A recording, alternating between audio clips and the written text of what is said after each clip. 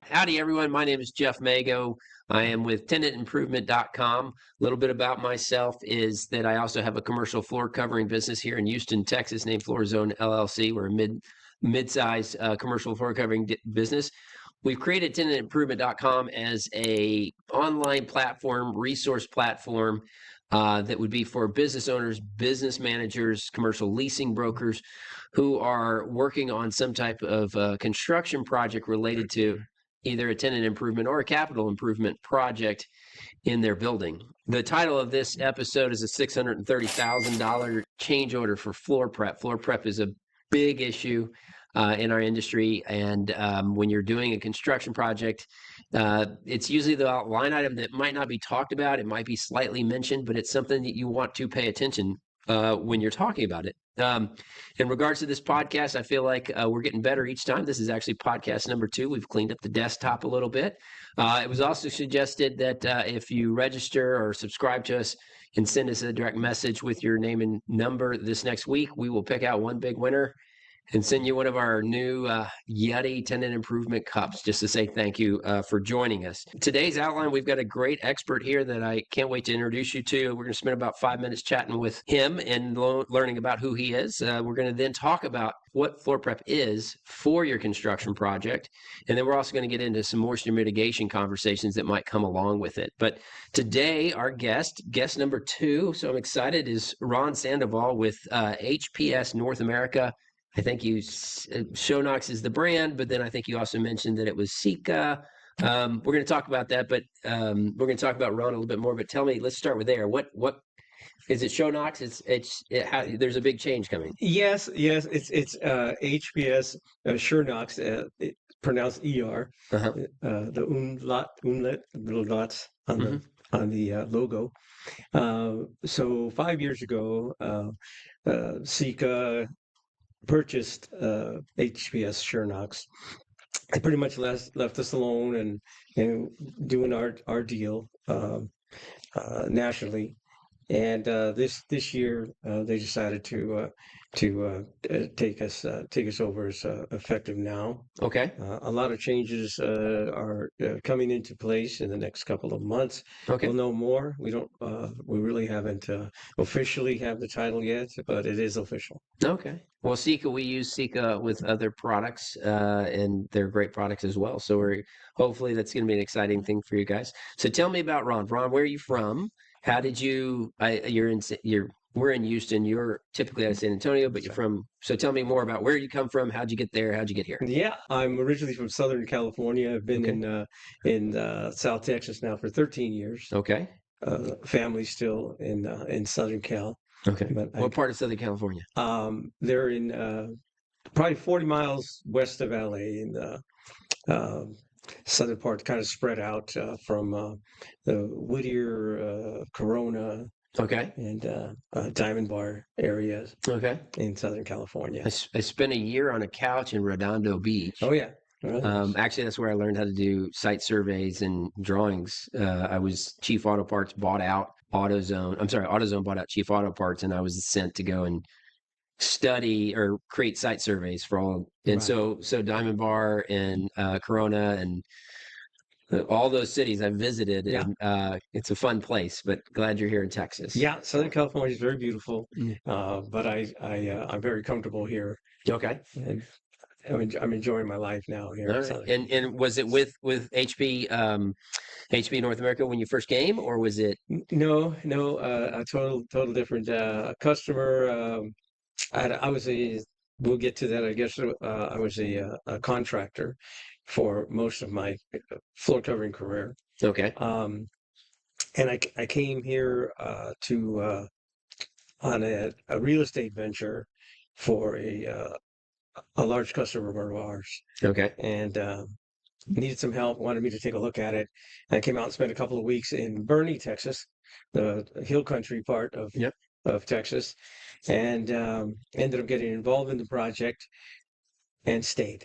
Okay. Yeah. You got here and you loved it. Yep. That's excellent. So what's interesting to me, and maybe you can plug in some of your background here, coming as a flooring contractor, but what's interesting, so one of Ron's competitors and a distributor was visiting our office recently, and I was like, hey, you guys know Ron Sandoval, and I've known Ron, and so I know some of the cool things about him, but it was neat to hear how they were like, oh no, Ron's the real deal, that Ron has actually invented some flooring products or flooring prep products to help better the industry. Tell me about one or two of those. So after spending a little over 3 decades as a contractor, flooring contractor, specifically demolition and preparation. We didn't install anything. All we did was tear out the old stuff and prepare it for new stuff. I ventured into creating some products for the industry for preparation. Okay. And I was Did you have a chemical background? No. Education at all? No, just creative mind, I guess, or just when or there's crazy. a problem, you're looking for a Yeah. solution. Yes, exactly. Okay. Yeah, there were things that we needed many times on a job. I'd say, well, we need this chemical, or we need this patch, or we need this for this specific application, and it wasn't available. So I said, why don't I try to do that? Right. And I created a few. Okay. Can you give an example of one that you can talk about? Or So the first one was a synthetic acid. okay. So there's different ways to put a profile on concrete, mechanically, chemically in the 60s and 70s a little bit. Most manufacturers don't like that because the use of muriatic acid was the go-to product in the 60s and 70s, and there was a huge problem with that, is that it needed to be the residue needed to be rinsed properly, neutralized, because the acid would continue to do its thing and eat away. After. So instead of trying to fix that, because it was useful, or you couldn't have the power you needed, or just the small area, or what have you, where the acid was a good idea, manufacturers just said, no, we're not going to allow that. And that's the way it stood for another 20, 30 years. And I told myself, I said, that was a good idea. If we could make it safer, it would work. Mm-hmm. The industry had just changed over from wet grinding floors, and the polishing industry was born about almost not quite 15 years ago to date. But with environmental impact, the industry switched over from wet grinding to dry grinding with special vacuums, but the same equipment. The diamonds didn't change. There was the same industrial diamonds used in the wet grinding. It worked great in the wet environment, where they would clean themselves and continue to cut. Whereas the dry grinding, the weight of the machine, the heat and friction, the vacuum wasn't producing any kind of lubricant to help keep those diamonds clean and cool. No. Okay. They would glaze over. Okay. And then they would kind of like worthless. ceramic coating something. Exactly. Okay. And there wasn't great technology to open them back up again.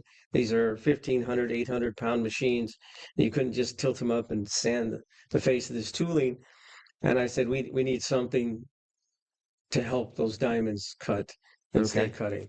So I just started thinking, all right, what liquids does concrete not like? And so I actually saw a commercial the night I was sitting thinking, and it was a product that removes soap scum in our showers. And we all know it, these little characters cutting away at the calcium buildup. And I said, that's what we need. We need something like that, but just on steroids. So I put some research into that in a couple of years, and we created First Cut. Okay. That was 14 years ago. All right. And some good friends in Arizona had 6 locations of construction supply, and I asked them if they could help me, trial market this for a little bit. Mm-hmm. And they did for a couple of years. And First Cut, it was accepted very fast, and it did very, very well. And at the end of the second year, we lost one of our active ingredients. The government said we're not going to have that available. Was that a California government thing or a national government thing? California leads the way there, so yeah. They do, yeah. So we lost our main ingredient, and it took us, we had to go back to the drawing board, and it took us another year. And then Liquid Shot Blast was born from there. Okay. With a new raw. No, was first, what was it called? First cut, and then Liquid Shot Blast. Was that to prepare a floor to receive new floors, or was that simply the first step in the polishing process? So, because I'm kind of like branching in different directions for us. So it was multi-use. So the people doing grinding and cutting and polishing could use it to help keep the diamonds clean and to help them get through.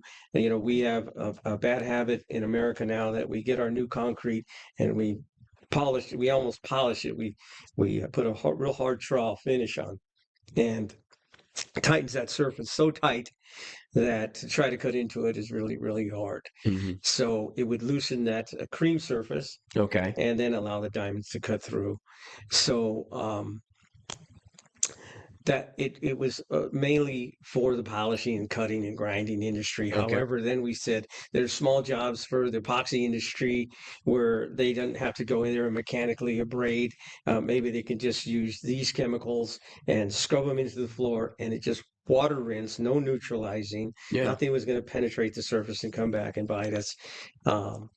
So we did get into the epoxy industry for a while, also using those products, cleaning the floor, just getting a clean floor. You could reduce the content, adding water, and it would just leave you a very, very clean surface. So it had all kinds of fun uses.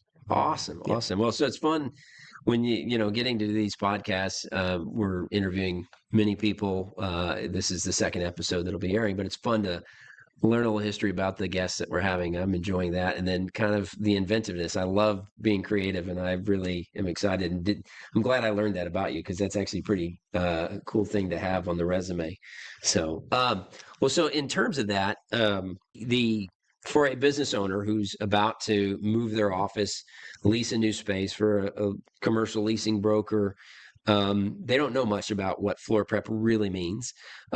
There's 4 or 5 different types of floor prep, or let's just go with 3. There's self-leveling, general patch, and skim coating. Correct. Maybe we talk a little bit about that, because as a commercial flooring dealer, often we're just like, hey, we're going to bill you by the number of bags, because we don't know what that subsurface is like. But it's not just what the subsurface is like, because oftentimes we're going into a space so we don't see when the plans are being drawn up, so we can't get to it. But what are some of the different between self-leveling, general patch, and skim coating? What are some of the uses, or why or how we have 3 different kinds? Well, it's going to be always case by case, like you said. We don't know what we have until we take off the floor. If I were king, I would put in the lease, be honest with the customer. Hey, if you're looking at this thing, if you're doing some fact finding, and what is it going to cost for this tenant improvement, and how much dollars you got to budget for it. Floor prep should be a line item automatically. We should independent of the rest of everything that has to do with it. It's the person selling the property or something should have to say, hey, there might be something under here. Mm-hmm. And we don't know. And you just need to be aware of it, because when they finally become aware of it, it's never fun, because it's probably going to cost a lot of money. Right. And depending on what the new surface is, whether it be a finished floor of carpeting, of vinyl, of carpet, or a coating, the preparation is going to be different. Like you said, there's different applications. In some cases, the floor might be in pristine condition for the most part, maybe just some excessive glue left over from the last installation, where that could be remediated pretty fast. Or it could be the second, third, or fourth turnover, and there's a buildup of other products and adhesive and other things that are contaminated and would not allow for proper installation.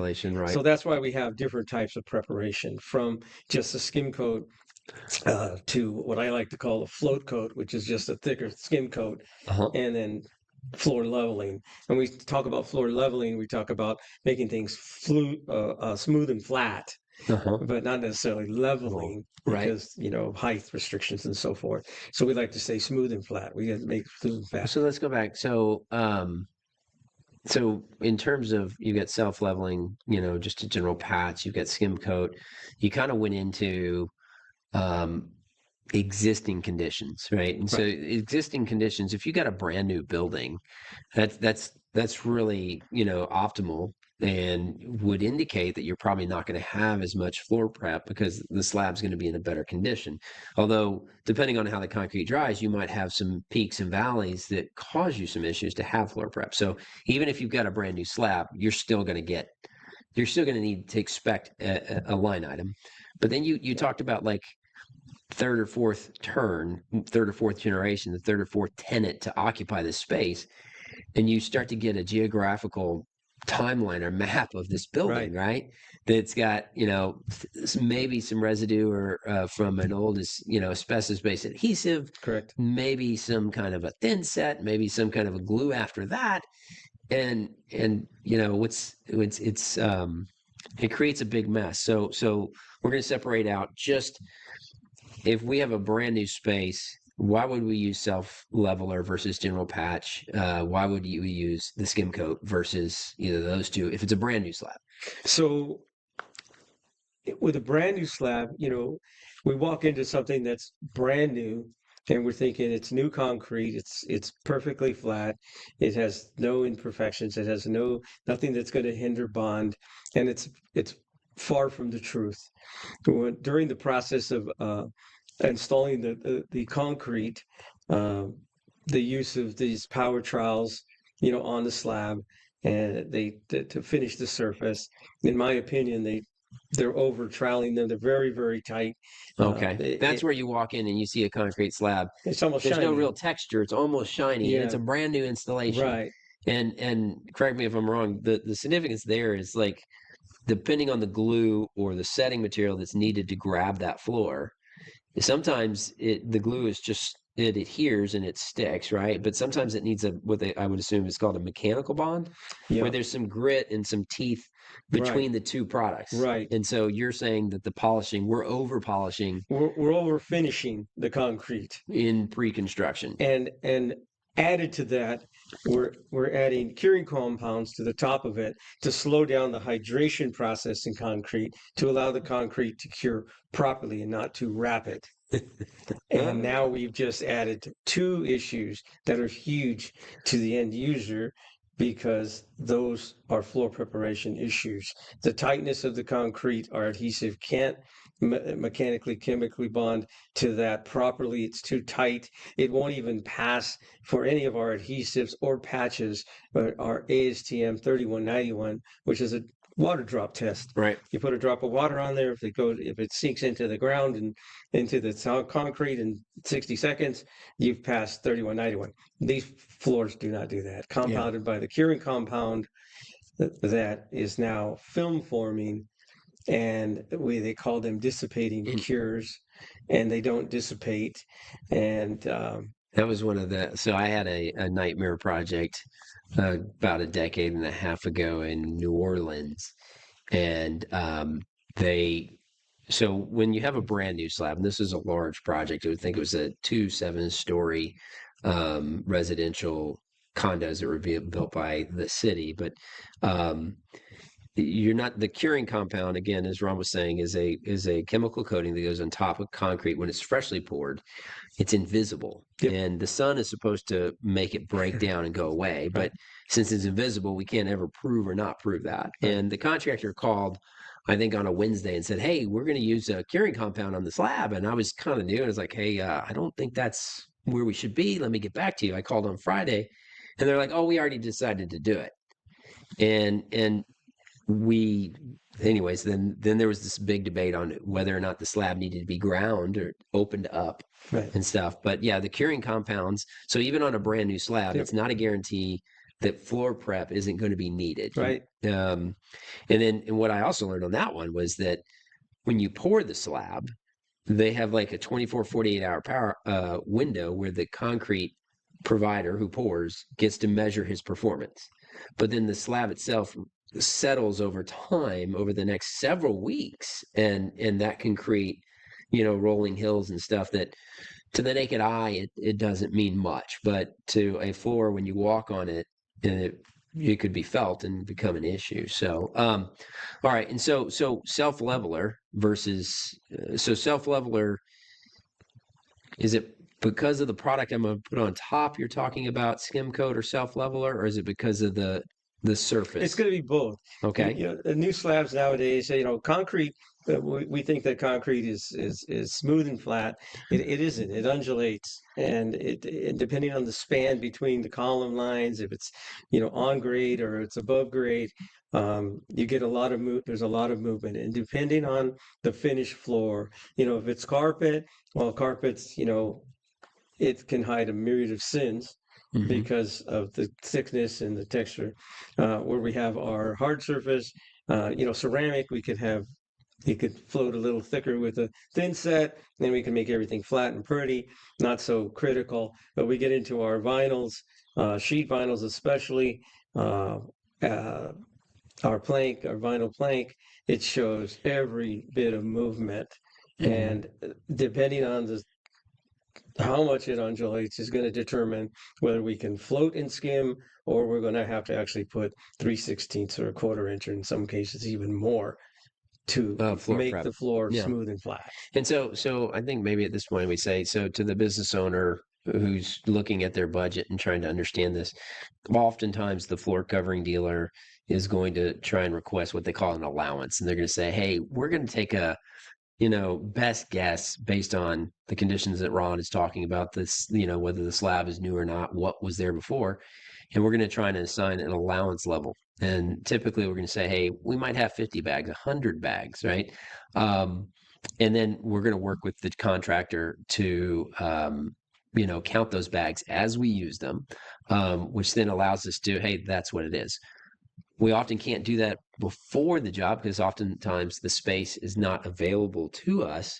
And so that's where that line item starts to come into effect. And these things that Ron and I are discussing become important to be aware of, right? You need to be aware that there could be a line item that could be significant. And Ron and I met last year, and he was a godsend in helping us diagnose a problem that turned into a $630,000 floor prep change order. The client knew there was going to be something significant, so it wasn't that we had a couple $100,000 job and everything went crazy, but that's not a normal number, and that's obviously one that needed to be explained to the client as quickly as possible. The condition that we had, I'll explain in just a minute, but we were talking about existing flooring conditions. You've got to try and get the floor knocked down. You and I had a question at a job over off of I-10. That was the first one we started talking about. And there was the old adhesive was profiling. And you said, as long as we ground that down, so what is it that, because that was going to be carpet and forgiving, but we needed to get that off. Right. And why?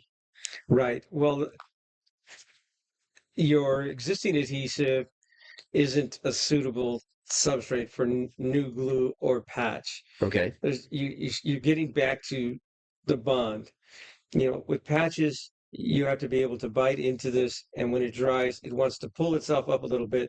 So you need tensile strength.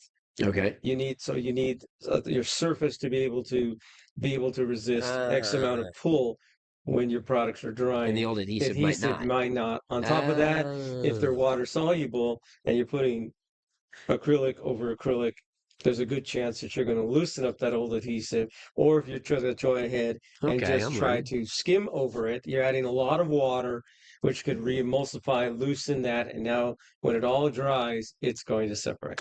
Okay. So I understood some of that, but that clears up for me a little bit the tensile strength in the re-emulsify. If it's carpet tile, the pressure-sensitive adhesive typically doesn't re-emulsify, typically. But I guess the broadloom adhesives and things like that, you might be pulling up. And then, and so now because I was just like, it was just because, again, as Ron said earlier, make it a line item to talk about floor prep in your budget as you're planning your project, so that and your GC and your whichever flooring dealer, they're going to have some ideas and some guidelines that should keep you close. But if you're not having it and then getting into this conversation the way that Ron has just pointed out in terms of pre-existing conditions, adhesives that could react differently to the install process and cause problems. Tell me about so that's another thing I was going to say in this. If you go into a space and y'all are going to change out a space and it's already been built out once, you might see carpet, you might see a vinyl type flooring product, you might see tile and stone or like hardwood floors, right? And each one of them has a different demo process, right? Correct. And each one, like carpet is probably the easiest. Broadloom carpet, just pull it up and kind of sand off any kind of old adhesive quickly, right?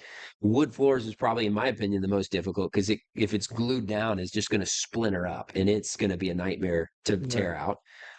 Luckily, you're usually going to, boardrooms are going to have the wood flooring. There's not a lot of companies that just go for glue down wood floors. But we ran into one, which we'll get into in a minute, but we ran into with asbestos and stuff. I think a lot of buildings, we're kind of we're growing up past the asbestos issue where there's a lot of the buildings that might have had it have been turned over once or twice since, and there's been some demo. But in the event, and that's where Ron and I get involved in the larger project last year, in the event that there is asbestos, there's two different ways to demo that asbestos. And one is chemical and one is mechanical. That's correct. Tell me just a little bit about that. I know that you're not the asbestos demo guy, but I know that you know how it affects us. Right. Well, back in the day when I was a contractor, we chemically removed it and we were able to get about 90% of it up. And so chemically removed, you're broadcasting or painting over the floor with a chemical. Right. Scrubbing it all up, bringing it all back up, rinsing it up really good. And the other is shot blasting, the piece of equipment that can roll over the floor and shoot pellets down the floor and take the skin, right off. And that one, because again, asbestos and dust creation is one of the big no-nos. So chemical is preferred. Well, I would think chemical originally would have been preferred because it's not creating dust. But when you're shot blasting it, I mean, that's where the guys have the full hazmat type suits on, or are they? In that environment, they have to, yes. But in everyday use, when we shot blast the floor, you don't have to have that. These vacuums are very powerful, and they emit very little dust. Okay. But in the abatement situation, yes. Okay. Yeah. All right. And so so we had the project that we're referring to with the $630,000 floor prep change order. It was 150,000 square feet. It was a retail. It was down in Clear Lake, which is south of Houston. Houston's built on a swamp. The slab was poured probably in the early 70s, maybe late 60s, if I'm thinking. And so any kind of moisture barrier the slab might have had previously was definitely gone. And then the contractor actually chose to chemically abate the first floor. So we already knew we had a moisture barrier that was coming, but why was the chemical abatement a potential? In the end, it wasn't, right? Because we did it. But why was that a potential problem for us installing floors after they did chemical abatement? So chemical abatement, these are solvent-based products. They get, when you're starting to emulsify the asbestos glue, it's tar-based, it's oily. So you're reducing it all, and now the fear is that as you clean it, and concrete being a sponge and porous, some of those oils and residual solvent is going to permeate into the concrete. And even though we rinse it the best that we possibly can, if it can still come in and get into the ground. And once we go to our new application, we fear the same thing we do with hard trout concrete and cure and seal. You got a bond breaker there. Okay. So not so much as a bond breaker, but a bond eater. That's right. So it's like, so the curing compound sits on top. It's a clear plastic film of sorts. Not even a plastic film, but a clear film that stops the mechanical adhesion from connecting to the slab. With the chemical abatement, you're saying we've introduced a chemical that's potentially seeped in the slab that's just waiting and hungry for our adhesive to eat our adhesive. Yeah, it's very, yeah. Okay. That's exactly correct. All right. I make sure I understood that. Yeah. Okay. And Yeah. so we were lucky. I mean, so y'all requested core testing. We did the core testing. The core testing passed with flying colors, Yes, thankfully, it did. right? Yep. But it was, I pride our company on trying to dive deep into the specs, but it was that was a new one for us, and I lost a few nights sleep, but I was glad that you were there coaching Well, us, so I didn't lose that much sleep, but it was very, I don't know. But it was very interesting to learn that in the sense that abatement's been going on for a long time, and I'm sure that I've probably in the past installed over chemically abated floors and right. did not think twice about it. Yeah. So, And it comes back and sometimes, and it's really, really not good. yeah. But, in my, 4 decades of being in this industry, the companies that take it as serious as you did with this project is so few. Yeah. And instead, they rely on your manufacturer to say, "Oh, you guys should be able to have a solution for this, and we can go over this, and we can do that." But Yeah. to do it correctly, it's I always, when people start to get almost argue with me about how clean we need the floor, what about your walls? Would you go over a bond? Would you go over oil-based paint with your acrylic paint? It won't stick. You know that. Yeah. Same thing. Yeah. Well, I mean, that job, it was a large project. It was fun for me in the sense that we had a contractor that we had a really good relationship with. Yeah. The contractor knew we were spec geeks. And so then as you prepared us to have those conversations, we were documented. It was good. Yeah. Right. And on the flip side, the project earlier in that year, the one on I-10, that was the 4 floors, when we went and we knew what the approximate budget was, but in conversation between the brokers and the tenant leasing the space and the general contractor, there was a budget they needed to make, and they were able to come back to us and say, "Hey guys, this is the budget you have," and so we were able to tell them, "Okay, we can focus on specific spots, and then the other stuff will be outside tolerances." Because it was carpet, it was a forgiving area. Right. And we were able to do that, and everybody was happy. And the job looks good as a flooring individual. You can walk in and you know where things are that other people Right. don't, right? So asbestos chemical abating. So to kind of summarize a few things, and then I want to get into the moisture mitigation portion of that large project. We've talked about there's self-leveling patch, which is you have a little bit more bigger valleys. The product is going to pour out and kind of seek its own level. You have general patching where you just kind of need a spot area, right. And you have skim coating, which is going to be, you'd refer to skim coating products, would be used more for if we've got a vinyl plank, if we've got a sheet vinyl that's going to go down.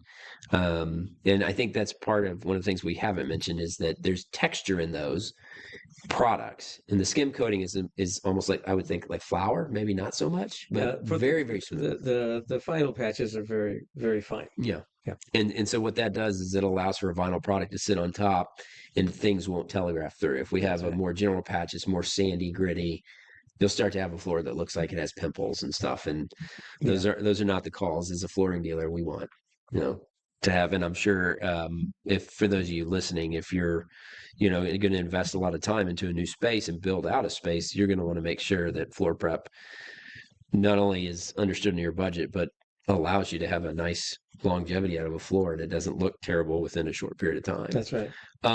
Okay, so we at this mall that we were doing, this 150,000 square feet, 100,000 square feet was on grade.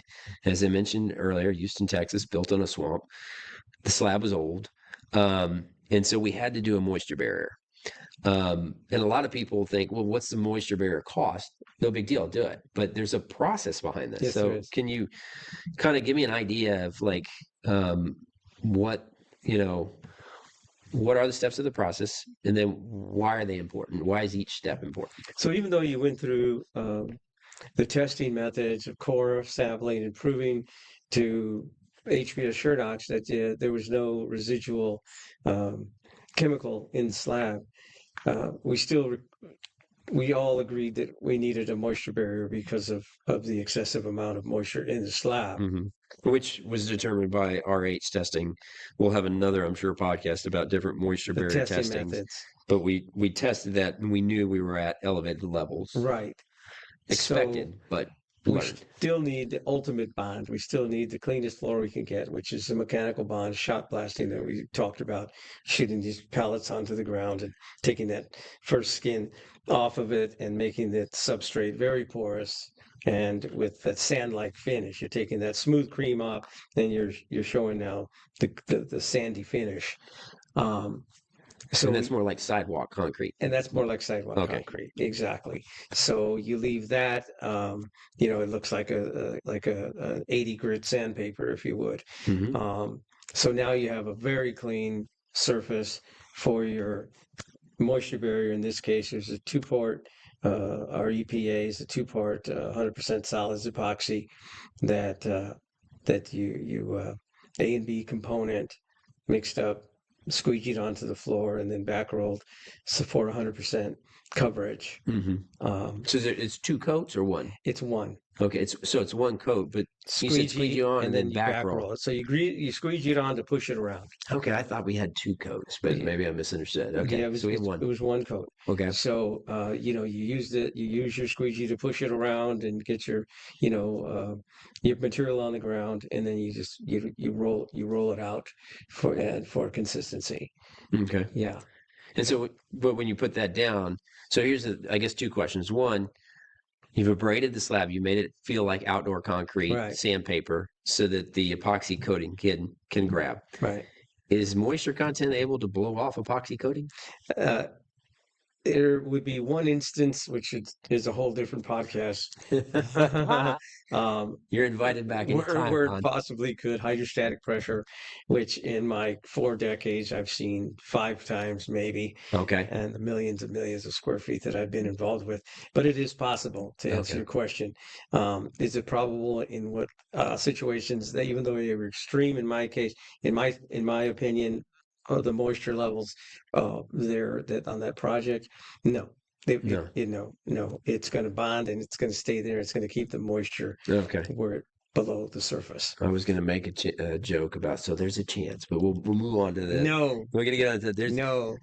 Making sure you're going through this process. Hopefully y'all understand that this is a very floor prep, moisture mitigation is a very important process. But once you get the epoxy down, not a lot of things stick to epoxy. So we have a very short window to go yet. So we've already ground the slab. Right. So we're touching it once, in a sense, lawn mowing the slab. Right. Then we're going with one coat, but then back troweling it, right? Back rolling it. Yeah, back rolling it. So we now kind of hit it 3 times, right? Right. And then if we don't hit it within a short period of time with a primer, then it can also become almost impossible to stick to. So so you have the primer as well. So special primer. Okay. Special primer that is designed to work with, in this case, our EPA product. Simply rolled on.